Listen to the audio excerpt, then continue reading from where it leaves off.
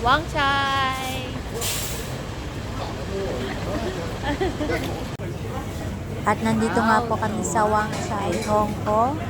Wang Chai Market. Ayan po, nag-food trip po kami. Tikim-tikim lang ng mga authentic na siomai, hakaw. Ayan. Meron din sila na parang puro mga vegetables. Ayan. Nag-food trip lang po kami. Tinikman lang po namin. At nag-ikot kami sa Wang Chai. Ayan. Ang sarap ng siomai nila dyan. Authentic talaga. At ayan naman po yung parang gulay yung palaman niya sa loob. So yummy. Kain po tayo. And then meron din po maraming mga nuts. Ayan. Per kilo po yung bilihan dyan. Pero hindi kami bumili. Tinignan lang namin. So ayan. Tapos bumili kami ng mga bread.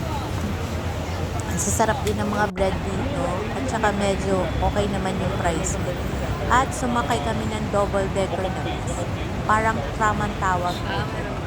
Ang sarap sumakay dyan at mura lang po pamasahe.